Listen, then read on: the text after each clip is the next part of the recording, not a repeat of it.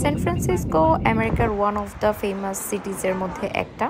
এই সিটিজে আছে old new technology, সব কিছুরই একটা ভাইবের মিক্সচার।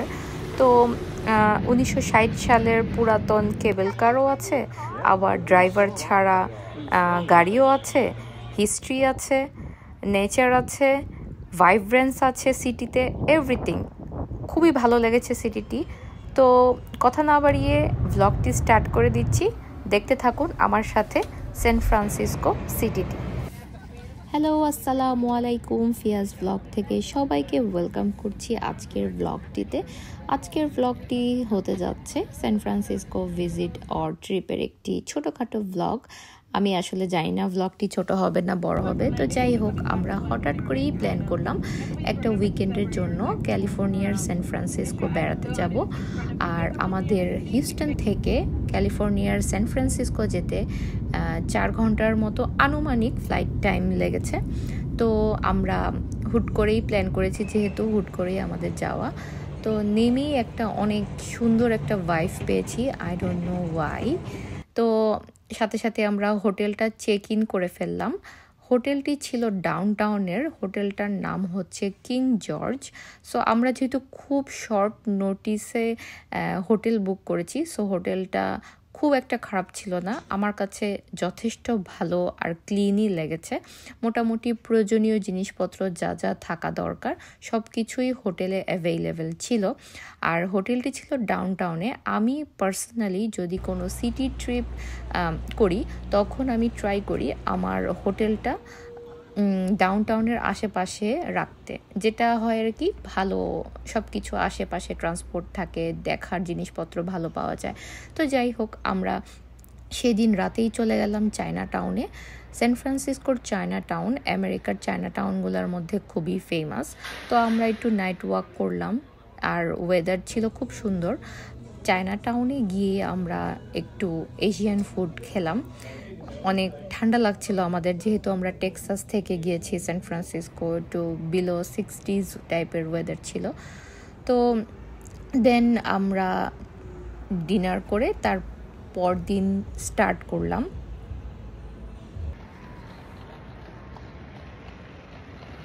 অলরাইট, সো আমরা আমাদের দিনটি শুরু করলাম the palace of fine arts দিয়ে, যেটা খুবই পুরাতন একটা ইনফ্রাস্ট্রাকচার, যা এস্টাবলিশ হয়েছিল 1915-এ। সো আমরা ঘুরে ঘুরে দেখলাম। নর্মালি আমার এরকম পুরাতন ইনফ্রাস্ট্রাকচার, আর্কিটেকচারাল ডিজাইন এই টাইপের জিনিসপত্র দেখতে খুবই ভালো লাগে। তো আমরা ঘুরে ঘুরে দেখছিলাম এখানে এই যে স্পেশাল যে স্ট্রাকচারটা, এটা পুরাটা একটা ক্যানেল বলবো না লেক বলবো, এটা দিয়ে সারাউন্ডেড ছিল, অনেক সুন্দর গাছপালা ছিল। আর হ্যাঁ, যারা আমার মতো বলিউড লাভার আছে তারা সালমান খানের বিবি নাম্বার 1-এর একটা গান আছে না, চুনারি চুনারি, ওই গানটার শুটিং স্পট ছিল এটা। সো আমি যদিও জানতাম না, আমি পরে জানতে পেরেছি অনেক রিলস টিলস দেখে। তো যাই হোক আমরা এখানে অনেক ভালো সময় স্পেন্ড করেছি। আর হ্যাঁ, আমার অনেক ঠান্ডা লাগছিল ওখানে। তো আমরা ঘুরে ঘুরে দেখছিলাম আশেপাশে, বাড়িগুলো অনেক সুন্দর ছিল। দেন আমাদের ডেস্টিনেশন ছিল গোল্ডেন গেট। স্যান ফ্রান্সিসকো এসে গোল্ডেন গেট তো মানে দেখতেই হবে, এরকম একটা বিষয় ছিল। সো আমরা বাস নিলাম, বাস নিয়ে আমরা গোল্ডেন গেট পুরোটা ক্রস করে গোল্ডেন গেটের অপোজিট ওই সাইডটাতে গেলাম, পাড়ে গেলাম। ওখান থেকে আমরা গোল্ডেন গেটের ভিউ দেখলাম, কিছুক্ষণ ছবি টবি তুললাম। অনেক বাতাস ছিল, অনেক অনেক বেশি বাতাস ছিল, আমরা পুরো জমে যাচ্ছিলাম। বিশেষ করে অয়ন অত ঠান্ডা জামা কাপড় পরেনি, আমি তাও একটু জ্যাকেট পরা ছিলাম। কিন্তু আমার আবার খুব সুন্দর জায়গায় ছবি টবি তুলতে গেলে বেশি একটা ঠান্ডা লাগে না, কেন আমি জানি না। আমি খুব এক্সাইটেড হয়ে যাই, যার কারণে আমার ঠান্ডা একটু কম লাগে। কিন্তু নর্মালি কিন্তু আমার অনেক ঠান্ডা লাগে, কিন্তু যখন ছবি ভিডিও এসবের ব্যাপার হয় তখন আম ওকে। একেই বলে ছবি তোলার প্রেম, ভিডিও করার প্রেম আর কি। তো যাই হোক, আমি এখানে বসে অনেকক্ষণ চিল করেছি, অনেক ধরনের ছবি তুলেছি, অনেক রকমের ভিডিও করেছি। আমার বাতাসটা বেশ ভালো লাগছিল। আমার কেন যেন ওরকম ঠান্ডা লাগেনি ওই সময়ে, কিন্তু যখন ওই প্লেস থেকে গিয়েছি তখন আমার অনেক ঠান্ডা লাগছিল।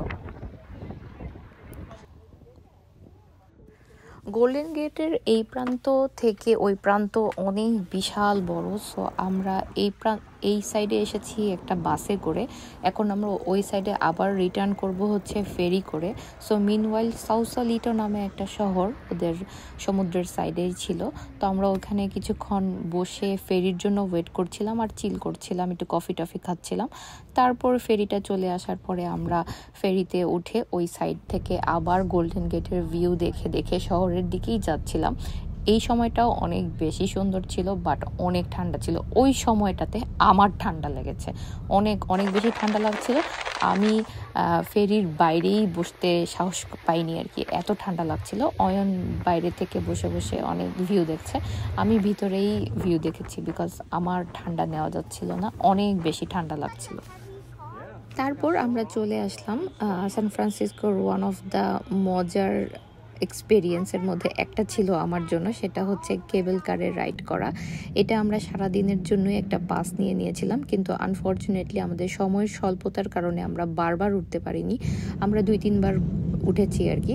তো প্রথমে আমরা 40 মিনিট লাইনে দাঁড়িয়ে তারপরে এই রাইডটিতে উঠেছি। ইটস লাইক 20 মিনিট পর পর এই রাইডটা স্টার্ট হয়, কেন জানি না।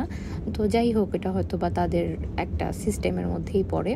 তো প্রথমে আমরা তেমন জায়গা পাইনি বলে ভিতরেই বসেছি, আই মিন দিনের বেলা যেটা, কিন্তু রাতের বেলা সেটা পোষানোর জন্য আমি আবার 40 মিনিট লাইনে দাঁড়িয়ে আবার দাঁড়িয়ে দাঁড়িয়ে ঝুলে ঝুলে বাংলাদেশের লোকাল বাসের এক্সপেরিয়েন্স করেছি।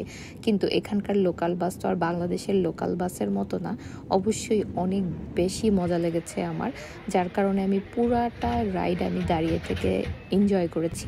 আমার সাথে অয়নও দাঁড়ানো ছিল, বসার জায়গা ছিল, বাট স্টিল আমি লিটারেলি ঝুলে ঝুলে দাঁড়ায় থেকে শহরের লাইট, ঠান্ডা বাতাস সব এনজয় করছিলাম। নাকে মুখে কানে দিয়ে ঠান্ডা বাতাস ঢুকছে, আর শহরের লাইটিং, আর শহরের রাস্তাগুলো এত সুন্দর, উঁচা নিচা, মনে হচ্ছে রোলার কোস্টারে উঠেছি। ইট ওয়াজ মানে অনেক অনেক বেশি ফান ছিল আমার জন্য, আমি অনেক বেশি এনজয় করেছি এই পার্টিকুলার এই ব্যাপারটা। নেক্সট ডে সকালবেলা আমরা চলে গেলাম লম্বার্ড স্ট্রিটে। এই স্ট্রিটটি খুবই ফেমাস বিকজ খুবই আঁকাবাঁকা টাইপের একটা রাস্তা, খুবই শর্ট একটা রাস্তা, কিন্তু এটা নাকি ওয়ার্ল্ডের সবচেয়ে আঁকাবাঁকা রাস্তার মধ্যে একটা, তাই খুবই ফেমাস। এখানে অনেক ট্যুরিস্ট আসে এই রাস্তাটা দেখার জন্য। গাড়ি দিয়ে রাইড করতে পারলে মজা হতো, কিন্তু আমাদের সাথে ওই দিন গাড়ি ছিল না। তো তারপরে আমরা চলে আসলাম ফিশারম্যান ওয়ার্ফে। তো এটা হচ্ছে খুবই জমজমাট একটা মার্কেট প্লেসের মতো, শপস আছে, অনেক রেস্টুরেন্ট আছে, অনেক এন্টারটেনমেন্ট আছে, অনেক কিছুই আছে, খুবই হ্যাপেনিং একটা স্পেস। সো এখান থেকে আরেকটা হিস্ট্রিক্যাল প্লেস দেখা যাচ্ছিল, সেটা হচ্ছে অ্যালকান্ট্রাস। এক্স্যাক্টলি আমি উচ্চারণটা ঠিক মতো করতে পারছি কিনা আমি শিওর না, বাট এটা হচ্ছে খুবই ওয়ার্ল্ড ফেমাস একটা প্রিজন, যেটা হচ্ছে পুরো আইল্যান্ডের উপরে অবস্থিত। ওখানে এখন মিউজিয়াম আছে, যেটা আমরা যাইনি, ওখানে ট্যুর করে যাওয়া যায়, আই মিন ক্রুজের মতো করে, বা একটা সারাদিনের ট্রিপও আছে। তো আমরা নর্মালি ওই এরিয়াতেই হেঁটে হেঁটে ঘুরে ঘুরে দেখছিলাম। অনেক মানুষ ছিল, যার কারণে অনেক ক্রাউডেড ওই প্লেসটা।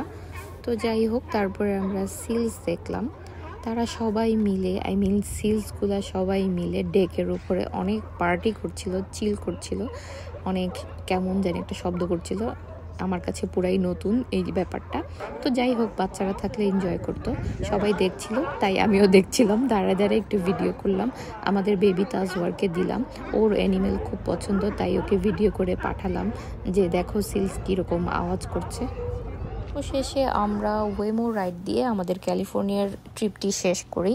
সো ঘোরাঘুরি শেষ করে আমরা যখন হোটেলের দিকে যাচ্ছি চেক আউটের জন্য, তখন আমরা ওয়েমো রাইডটি নিয়েছি হোটেলে যাওয়ার উদ্দেশ্যে। সো ওয়েমো রাইডটি হচ্ছে কাইন্ড অফ উবার রাইড, যেখানে ড্রাইভার নেই। সো ইয়েস, আমরা স্টার্ট করলাম আমাদের গন্তব্য। এটা ছিল আমার অন্যরকম একটা এক্সপেরিয়েন্স, যেটা বলতে গেলে লাইফের প্রথমই বলবো আমি। খুবই মজা লাগছিল। সো কোনো ড্রাইভার ছাড়া আমরা ডেস্টিনেশনে যাচ্ছি। প্রথম একটু ভয় লাগছিল বিকজ ক্যালিফোর্নিয়ার রাস্তাগুলো একটু উঁচু নিচু ঢালু, তো যদি কন্ট্রোল হারায় যায় তো শেষ। যদি এরকম হবে না, এটা মানে আমি লাইক তারপরও বলছি আর কি। সো ওয়ার্ল্ড কই চলে গিয়েছে চিন্তা করলেই খুব মজা লাগে। যদিও আমি সায়েন্স রিসার্চারই, বাট স্টিল চিন্তা করতে, এক্সপেরিয়েন্স করতে মজাই লাগছিল। সো আমরা ওয়েমো রাইড দিয়ে হোটেলে যাচ্ছি। আমি রাইডটি শেষ হওয়ার পরে দেখতে চাচ্ছিলাম যে গাড়িটি কখন আবার মুভ করে। তো দেখলাম যে নেক্সট কল না আসা পর্যন্ত গাড়িটা আর মুভ করছে না। যেই নেক্সট কল আসলো সাথে সাথে চলে গেল তার নিজের গন্তব্যস্থলে। সো যাই হোক, ওভারঅল পুরো ওয়েমো রাইডটি ছিল, আই মিন এক্সপিরিয়েন্সটা ছিল অনেক বেশি মজার। বলতে গেলে এটা আমার প্রথম জীবনের।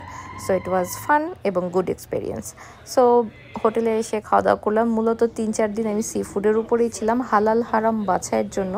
আমার একটু কি বলে একটু শর্ট হয়ে যায় আমার ফুড লিস্ট। সো যেহেতু আমি ভেজিটেবল তেমন একটা খাই না, তো যাই হোক ওভারঅল সি ফুড সব জায়গায় সেমই পাওয়া যায়। আমাদের ফুল সান ফ্রান্সিসকো ট্রিপটি ছিল অনেক বেশি এনজয়েবল। সো আমার ভ্লগটি আমি এখানেই শেষ করছি। নেক্সট ভ্লগে আবার হাজির হব কোনো কিছু নিয়ে। ততদিন সবাই ভালো থাকুন, সুস্থ থাকুন। আমি এখানেই বিদায় নিচ্ছি। আল্লাহ হাফেজ।